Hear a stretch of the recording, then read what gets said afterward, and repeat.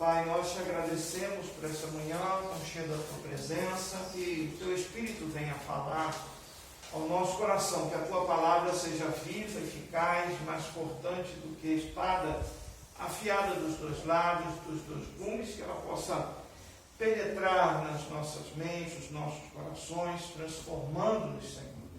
Queremos sair da tua presença, Senhor, deste encontro, desta pregação, transformados pelo poder da tua palavra e pelo poder do teu Espírito. É o que nós pedimos, desde já te agradecemos, em teu santo nome, em nome de Jesus. Amém e amém. Nós, essa manhã, vamos trazer uma palavra no livro do profeta Jeremias. Jeremias é um dos que mais sofreram, no meio desta situação que temos colocado aqui sobre Babilônia, sobre o cativeiro do povo de Israel. Eles quebraram a aliança e eles foram levados cativos para que Deus pudesse tratar o coração deles. Então, temos feito um paralelo com o que nós vivemos hoje, estamos vivendo sobre essa pandemia, sobre o que devemos fazer. Alguns dizem, é o fim do mundo, acabou. E a gente vê muitas vezes Deus fazendo seus julgamentos parciais, e a gente entende que talvez ainda não seja o fim, mas o fim se aproxima com certeza. Nós vemos as promessas de Deus sendo cumpridas. O Senhor disse que nós saberíamos discernir os tempos, A própria igreja tem falado que os dias se aproximam. E eu quero, então, trazer nesta manhã uma palavra que está aí em Jeremias, capítulo 31. Ela de lamento, vai se transformar em júbilo. Glória a Deus. Amém? Este seria o 7º lamento de Jeremias. Você olhar ao longo do livro, ele não só tem as lamentações de Jeremias depois do livro dele mesmo, do profeta Jeremias, mas no meio do livro ele vai trazendo seus lamentos. Pede a Deus até para parar, não quer mais pregar a palavra. Eu queria parar, porque estamos no meio de uma situação como essa e eles só estão profetizando a destruição, que fazia com que as pessoas voltassem contra ele. Ele dizia, eu quero parar, Senhor, eu vou calar minha boca, mas ele diz, se eu fechar minha boca, a palavra queima tanto no meu peito que eu não consigo, eu tenho que abrir a boca e falar. E quando ele fala, ele é muitas vezes confrontado, muitas vezes levado, preso, Algumas vezes foi colocado num poço de lama e atolou-se na lama. E no meio dessa situação toda, e muitas vezes a palavra de Deus está dizendo que nós devemos parar, como nós falamos sobre Jeremias capítulo 6, que nós devemos dar uma olhadinha, como aqui em Jeremias 6, antes de entrar em 31, para lembrar você que ele diz para a gente, 6,16, para a gente se colocar no caminho e olhar as veredas antigas, Diz aí 6,16. Assim diz o Senhor, ponham-se à beira dos caminhos e olhem, perguntem pelas veredas antigas qual é o bom caminho. Andem por ele e vocês acharão descanso para a sua alma. Mas eles dizem, não andaremos nele. Nós temos falado desses dias de que nós devemos, são dias de pandemia, e nós devemos observar, olhar por à beira do caminho, olhar os nossos passos. Muitos na igreja estão dizendo isso, estão revendo os marcos antigos que nós devemos fazer. E Jeremias ele fala sobre isso, ele vem novamente, capítulo 31, lembrar disso, que nós devemos estar olhando se é tempo de estar até conversando com o pastor Renato, né, falando sobre como está difícil as coisas na questão das lojas, das malhas e da venda, como tem sido difícil. Está comentando com ele, no tempo da dificuldade é tempo da gente, quando o reservatório baixa, é tempo, eu sempre falei muito isso, né? É tempo da gente, de repente, a gente limpar como nunca você ia conseguir se tivesse cheio o reservatório, mas desceu, então aproveite, limpe e se prepare para o que Deus vai mandar ainda mais. Então, no meio deste lamento, que seria o 7º lamento, se você depois olhar aí no livro de Jeremias, seria o 7º lamento, e 7 é o número de Deus, né? Deus, ele transforma o lamento de Jeremias em júbilo. E nessa manhã eu creio que o Senhor ele quer falar ao nosso coração. E são tempos de examinar a nossa vida, são tempos de olhar os marcos, os caminhos antigos, e a gente vai falar sobre isso, sobre um novo caminho. Mas é nesse quadro de desespero que Deus ele traz a solução. Ele traz um novo caminho. Por isso ele transforma o lamento em júbilo. Porque a velha aliança foi quebrada. Eles, antes de entrar na terra, se colocaram em 2 montes, falando da bênção, da maldição. Se vocês me abandonarem, todas essas coisas vão acontecer. E Deus chega a dizer a Jeremias que essa aliança está quebrada. Então, ele vem e fala aí em capítulo 31, eu quero que você me acompanhe, nós lemos antes, porque a gente vai parando e vai colocando aquilo que é importante. Diz assim: naquele tempo, diz o Senhor, serei o Deus de todas as tribos de Israel, e elas serão meu povo. Assim diz o Senhor, o povo que se livrou da espada, obteve favor no deserto. Eu irei e darei descanso a Israel. De longe o Senhor lhe apareceu, dizendo: com amor eterno eu a amei, por isso com bondade a atraí. Eu a edificarei de novo, e você será edificada, ó Virgem de Israel. Mais uma vez você se enfeitará com seus tamborins e sairá com o coro dos que dançam. Mais uma vez você plantará vinhas nos montes de Samaria. Aqueles que as plantarem comerão os frutos, porque virá o dia em que os atalaias gritarão na região montanhosa de Efraim: levante-se, subamos a Sião, ao Senhor nosso Deus. Porque assim diz o Senhor: cantem de alegria por causa de Jacó, exultem por causa da cabeça das nações, proclamem, cantem louvores, digam: salva, Senhor, o teu povo, o remanescente de Israel. Eis que eu os trarei da terra do norte e os congregarei das extremidades da terra. Entre eles estarão também os cegos e aleijados, as mulheres grávidas, e as que estão para dar à luz. Em grande congregação voltarão para aqui. Irão com choro, com súplicas, eu os levarei e os guiarei aos ribeiros de águas, por um caminho reto, em que não tropeçarão. Porque sou pai para Israel, e Efraim é o meu primogênito. Escutem a palavra do Senhor, ó nações, e anunciem isto nas terras distantes do mar. Digam: aquele que espalhou Israel congregará e o guardará, como um pastor faz com o seu rebanho.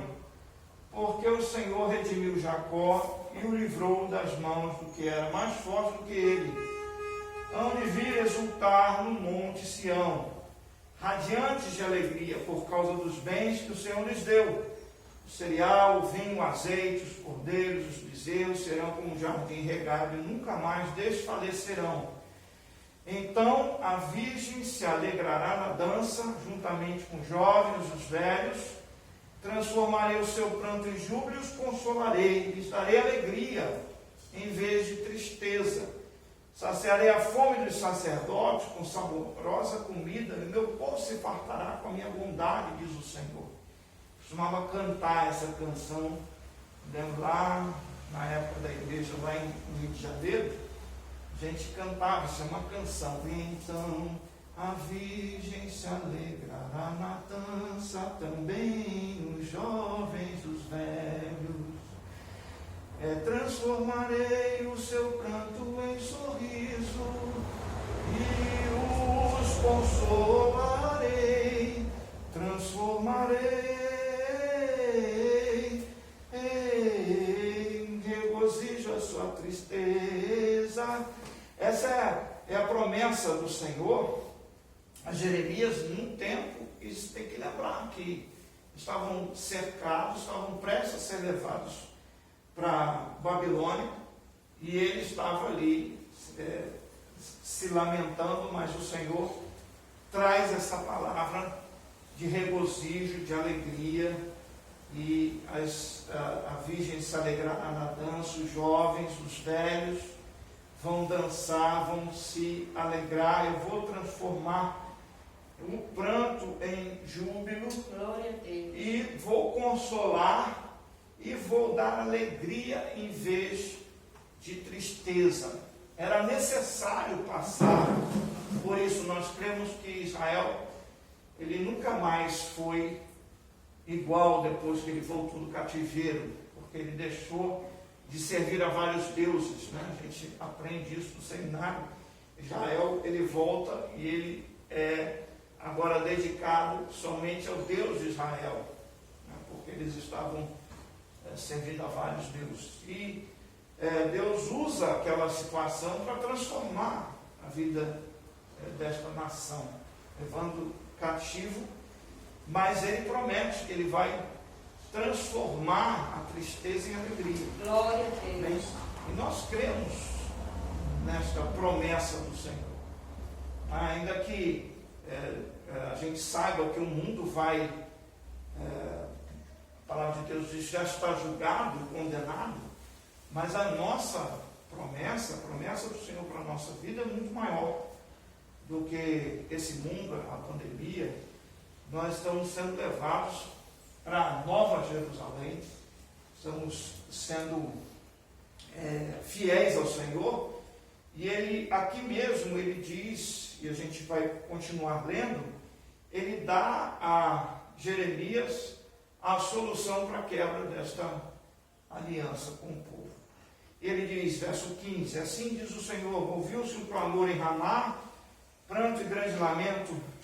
Era Raquel chorando por seus filhos, inconsolável por causa deles, porque já não existem. Se você olhar Mateus, ele se refere a isso quando os meninos são perseguidos e mortos por Herodes, né? No livro de Mateus, ele se reporta a essa profecia aqui de Jeremias, que já mas dando alusão a esta solução de Deus para esse problema.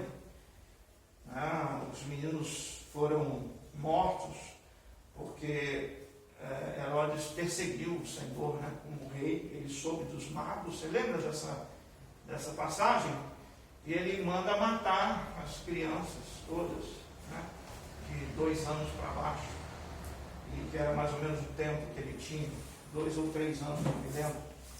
E essa é a citação de Mateus sobre o que já havia prometido o Senhor, que iria acontecer nesta solução para a quebra da velha aliança. Então ele diz, assim diz o Senhor, verso 16, reprima a sua voz de choro e enxugue as lágrimas de seus olhos, porque o seu trabalho será recompensado, diz o Senhor, pois os seus filhos voltarão da terra do inimigo.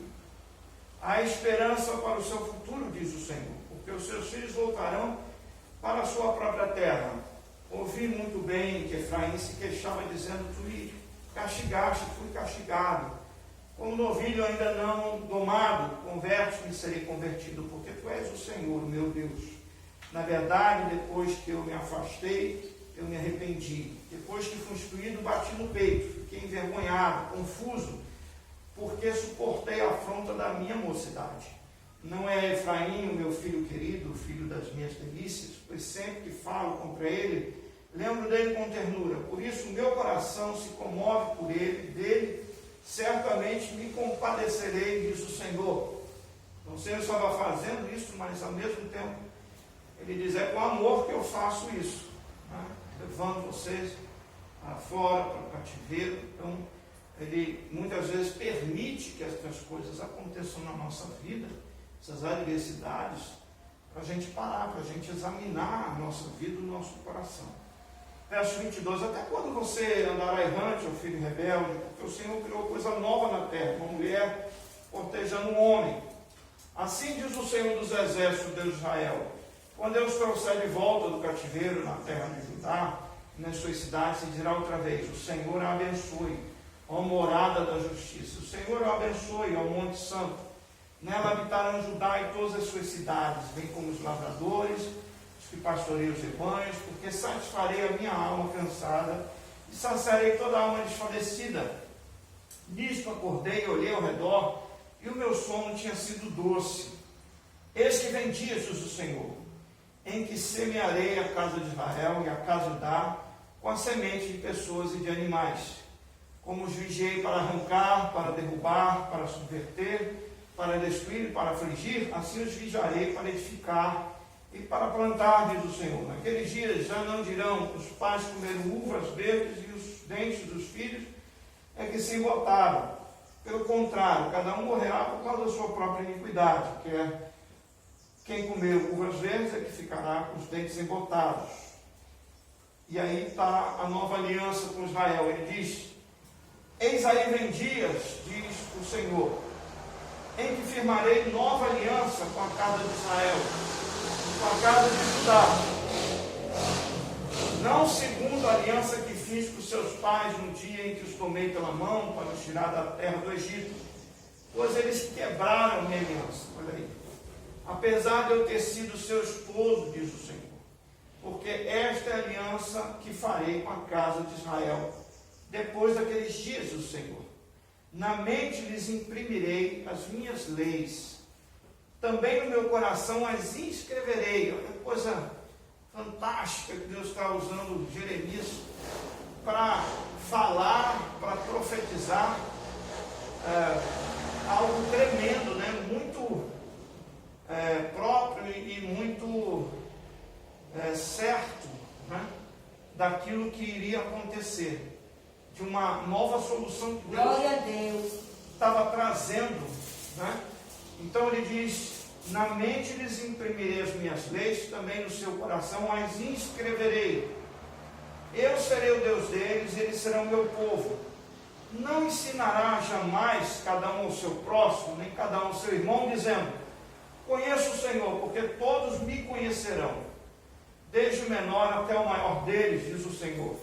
Pois perdoarei as suas iniquidades, os seus pecados jamais me lembrarei.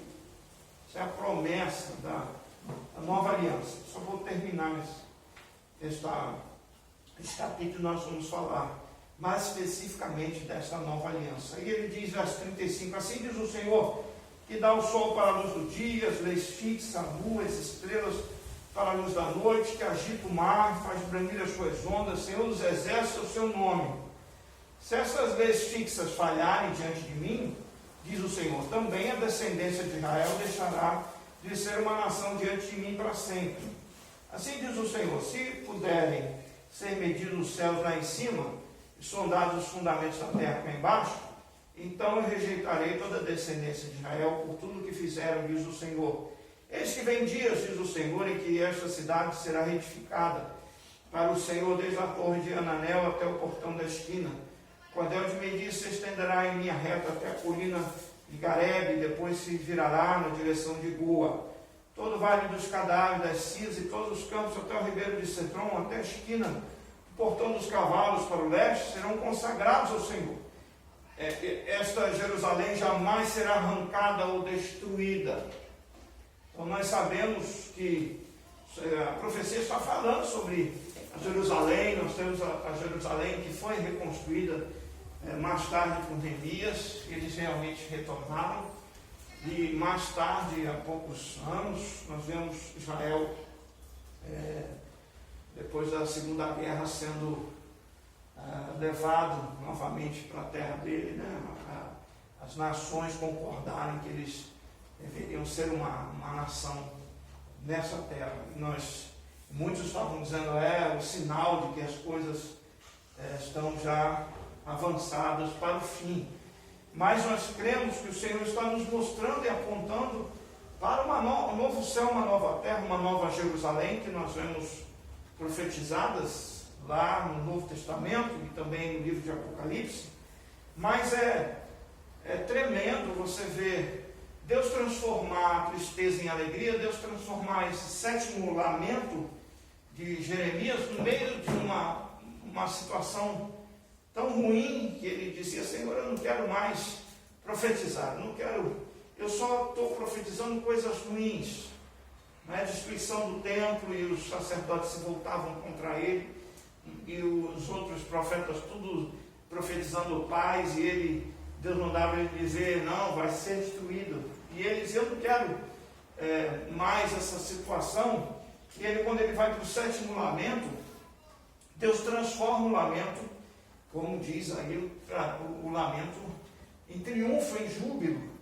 E nós vemos que é no meio dessa situação tão desesperadora que Deus traz a solução, uma nova aliança, que é tremendo. E como ele, nesse sofrimento, ele pode trazer vida, trazer uma palavra tão específica sobre isso.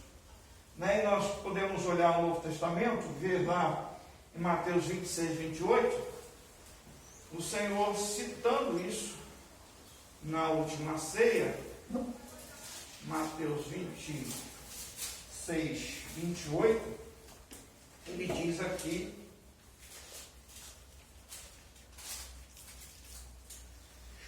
diz assim, e Mateus está reportando a ceia do Senhor, vou um pouquinho antes, verso 26, enquanto comia, Jesus pegou um pão, abençoou, partiu, deu aos discípulos dizendo, tomem, comam, isto é o meu corpo. A seguir, Jesus pegou um cálice, tendo dado graças, o deu aos seus discípulos, dizendo, bebam todos dele, porque isto é o meu sangue, o sangue da aliança derramada em favor de muitos, para a remissão de pecados. Nós temos várias referências, Marcos 14, 24 também, falando sobre o sangue desta aliança, e ele fala especificamente, dizendo 14, 24, então ele disse, isso é o meu sangue, o sangue da aliança derramado em favor de muitos. Então o Senhor ele se refere a esta nova aliança. Lucas 22, 20, e também Lucas 22, 20, todos os evangelhos estão se referindo sobre esta aliança. E Lucas aqui é bem específico, olha aí, ele é bem específico, ele diz, verso 20, do mesmo modo, depois da ceia, pegou o cálice, dizendo, este cálice é a nova aliança, o meu sangue derramado por vocês. Amém? Amém. Então, o Senhor está dizendo, está se cumprindo a profecia de Jeremias, que esta é a nova aliança. E a gente precisa entender tamanha extensão desta aliança, que o Senhor vem, por isso olhar para os marcos, olhar para tudo que o Senhor fez, e às vezes lembrar, não só no que Ele fez no tempo, nas épocas, na palavra de Deus, ao chamar um povo para si, ao chamar Abraão, e desde o começo da criação, nós vemos um plano de Deus, um caminhar de Deus E ele vem marcando esse tempo, essas épocas, com alianças. Alianças nós vemos quando estudamos, né? Aliança com Adão, aliança com Noé, aliança com Abraão, aliança com Moisés, né?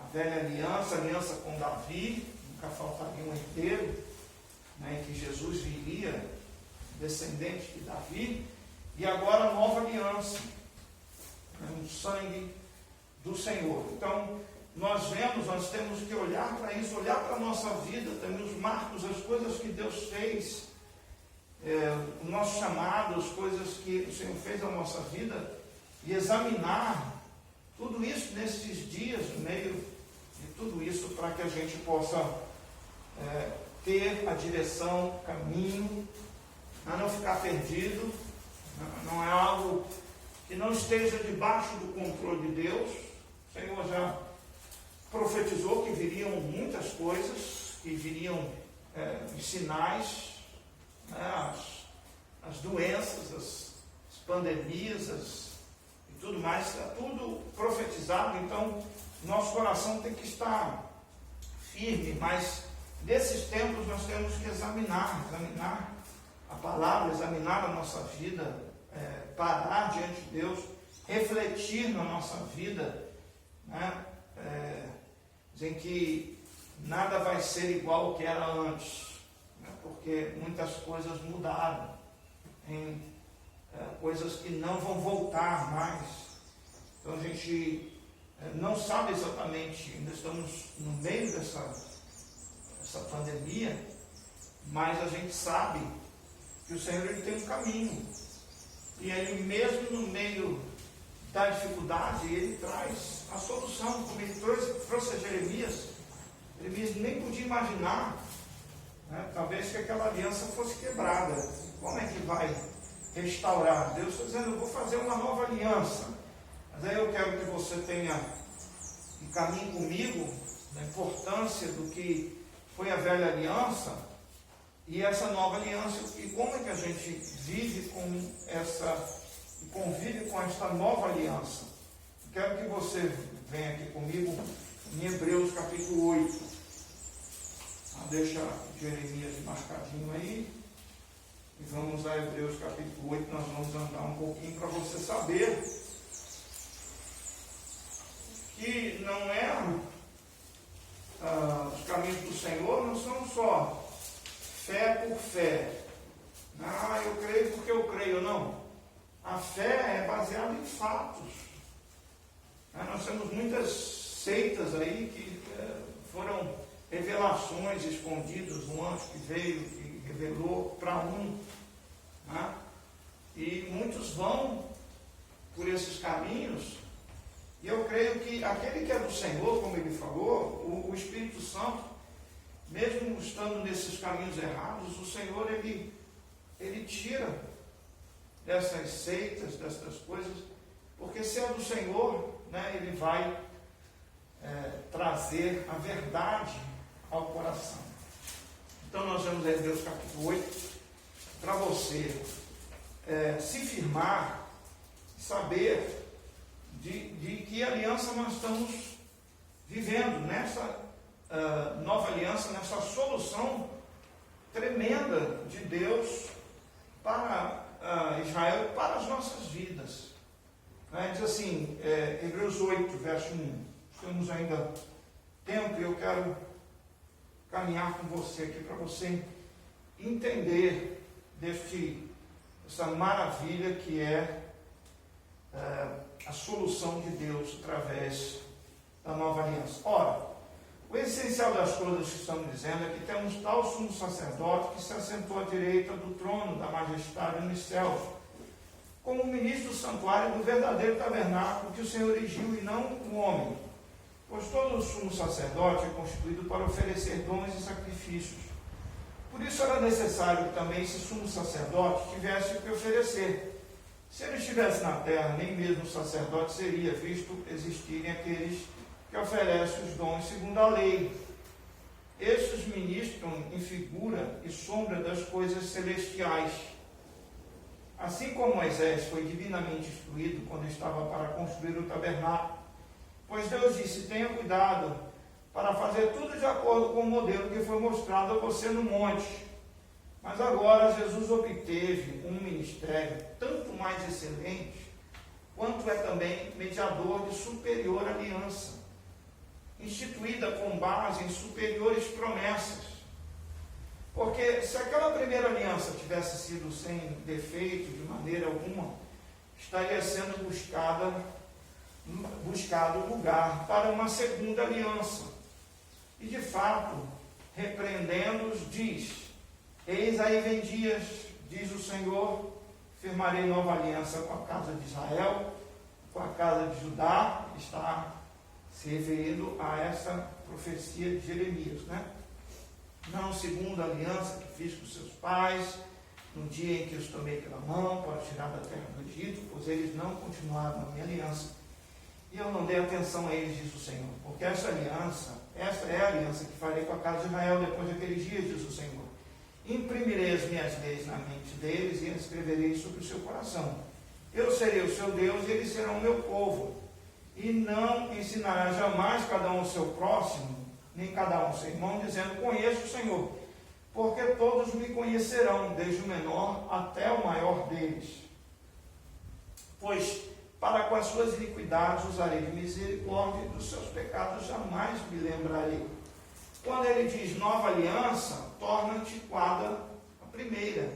Ora, aquilo que se torna antiquado, envelhecido, está prestes a desaparecer. Já ficou para trás. Nós não temos que estar olhando para a velha aliança. Vou continuar lendo, isso é importante. Você tem esta, como se diz, atenção naquilo que o Senhor quer falar no nosso coração nesta manhã. Ele diz: olha, a primeira aliança também tinha preceitos de culto divino, o seu santuário terrestre, porque foi edificado um tabernáculo, cuja parte da frente, onde estava o candelabro, a mesa, onde a proteção, se chama o santo lugar. Por trás do seu véu se encontrava o tabernáculo, se chama o Santo dos Santos, ao qual pertencia um altar de ouro para o incenso e a arca da aliança totalmente coberta de ouro, na qual estava uma urna de ouro contendo maná, o bordão de Arão que floresceu e as tábuas da aliança. Sobre a arca estavam os querubins de glória, que com a sua sombra cobriam o propiciatório. Mas dessas coisas não falaremos agora com mais detalhes. Ele está dizendo: não interessa, porque já passou, não vou detalhar isso. Ora, depois que foram feitos todos esses preparativos, os sacerdotes entraram continuamente no primeiro tabernáculo para realizar os serviços sagrados. Mas no segundo, o sumo sacerdote entra sozinho, uma vez por ano, não sem sangue, que oferece por si pelos pecados de ignorância do povo. Com isso, o Espírito Santo quer dar a entender, olha só, preste atenção, com isso, o Espírito Santo quer dar a entender que o caminho do santuário ainda não se manifestou, enquanto o primeiro tabernáculo continua erguido, isto é uma parábola para a época presente, na qual se oferece dons e sacrifícios, embora este, no que diz respeito à consciência, sejam ineficazes para aperfeiçoar aquele que presta culto, pois não passam de ordenanças da carne, baseadas somente em comidas, bebidas e diversas cerimônias de purificação impostas até o tempo oportuno de reforma. Então, esta é a velha aliança, ela precisava acontecer, é como um marco, ela está lá, a gente precisa conhecer. Alguns dizem: vamos jogar fora o Velho Testamento. Não, você não joga fora, não é parte da árvore, né? ela é parte, né? É aquilo que o Senhor começou a fazer. Mas nós temos que entender esse novo sacrifício, esta solução de Deus e para a nossa vida para hoje. Quando, porém, verso 11, Cristo veio como sumo sacerdote dos bens já realizados, mediante o maior e mais perfeito tabernáculo, não feito por mãos humanas, quer dizer, não desta criação, e não pelo sangue de bodes e de bezerro, mas pelo seu próprio sangue, ele entrou no santuário uma vez por todas e obteve uma eterna redenção. Portanto, se o sangue de bodes e de touros e a cinza de uma novilha, aspergidos sobre os contaminados, os santificam quanto à purificação da carne, muito mais o sangue de Cristo, pelo Espírito Eterno, a si mesmo ofereceu sem mácula a Deus, purificará a nossa consciência de obras mortas, para servirmos ao Deus vivo. Está dizendo, a aliança agora é superior.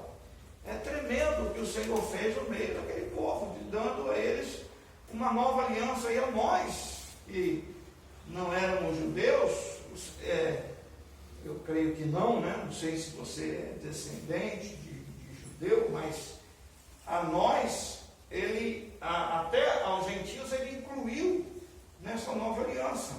E ele diz, verso 15, por isso mesmo ele é o mediador da nova aliança, a fim de que os que foram chamados recebam a promessa da herança eterna, visto que houve uma morte para a remissão das transgressões que foram cometidas sobre a primeira aliança. Porque onde há um testamento, é necessário constar a morte de quem o fez. Sim, porque um testamento já é confirmado depois da morte de quem o fez. Pois de maneira nenhuma um testamento tem força de lei enquanto ainda vive quem o fez. Por isso, nem a primeira aliança foi estabelecida sem sangue. Porque, havendo Moisés proclamado a todo o povo todos os mandamentos conforme a lei, pegou o sangue dos bezerros e dos bodes com água, lã, tingida de escarlate e isopo, e aspergiu não só ao próprio livro, como também todo o povo, dizendo, este é o sangue da aliança que Deus ordenou para vocês. Igualmente também aspergiu com sangue o tabernáculo e todos os utensílios do serviço sagrado. De fato, segundo a lei, quase todas as coisas são purificadas com sangue, sem derramamento de sangue não há remissão. Era necessário, portanto, que as figuras das coisas que estão nos céus fossem purificadas com tais sacrifícios. Então, era necessário que as figuras, quer dizer, as cópias das coisas que estão nos céus fossem purificadas com tais sacrifícios,